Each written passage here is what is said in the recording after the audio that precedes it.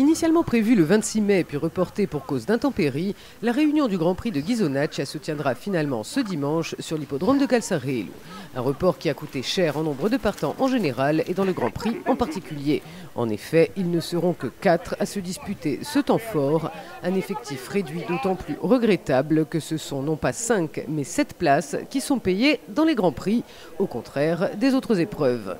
Mais passons sur les mauvaises habitudes qui ont la vie dure pour se focaliser sur le match retour attendu entre la Leoni Melana et le Leka Foxy du Pecos.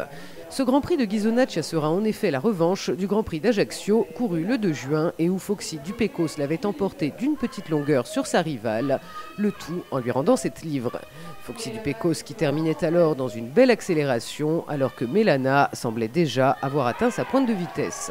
Ce dimanche, ils n'auront que 2 challengers, Lady Knight, dont le propriétaire-entraîneur Thierry Fougier a joué le jeu désengagé, ainsi que la Bardigne Atmosphère, supplémentée par son entourage. Restons à Ajaccio le 2 juin pour la course référence des chevaux autres que de pur sang qui s'élanceront dans la 3e. Vainqueur ce jour-là et uniquement battu par la toute bonne Dune Rouge depuis son arrivée sur l'île, le Leoni Do Not Disturb retrouvera son dauphin du 2 juin, Arès-le-Grand. Le pensionnaire de Daniel Ferrir s'est entre-temps imposé de belle manière sur la piste de Prunelli, c'était le 9 juin. La revanche attendue ce dimanche devrait donc être de haut niveau puisqu'il n'y avait eu qu'un tout petit nez pour départager le couplet gagnant le 2 juin. Arès-le-Grand rendait toutefois la bagatelle de 5 kg au gagnant de groupe de Jean Léogne et l'écart de poids sera moindre ce dimanche. L'ordre sera alors déterminant pour faire monter les rapports à l'arrivée et les plus prudents joueront les 2 options, alors que les amateurs de paris spéculatifs iront chercher du côté d'Hauteville-Macalo ou de Varon de Komodo pour jouer les éléments perturbateurs. Dans le prix de Solenzara, Mélodie Céleste n'aura pas grande opposition. Battue en dernier lieu par Attan, la jument de Patrick Saint-Martin avait visiblement péché par excès de confiance en démarrant d'un peu trop loin. Gageons que sa pilote aura pris note et Mélodie Céleste devrait de nouveau faire une solide favorite. Elle pourrait alors renouveler sa performance du 21 avril où elle s'était imposée devant Atmosphère et Estrella, qui ont toutes deux répété cette bonne sortie depuis. Il sera alors intéressant de trouver les challengers sérieux et il faudra certainement aller chercher du côté des représentants de l'élevage corse. Apollon de Bravone, tout d'abord, qui sera le doyen de l'épreuve du haut de ses 9 ans. Bien qu'il n'ait pas vraiment figuré cette année, il a toutefois de bonnes performances à faire valoir. Attention aussi à l'Altor et qui ne descend plus du podium depuis son retour à la compétition après 3 ans d'absence. Alors qu'elle avait montré des choses intéressantes à 3 ans, Florella Dupéché tentera, quant à elle, de courir en progression.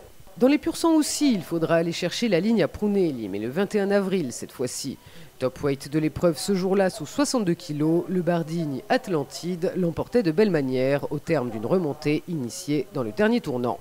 Dans la ligne droite, il avait fallu lutter avec son compagnon de couleur Tree of Grace, qui terminera 4e, et le Borresi Alençon, 3e à une encolure du gagnant.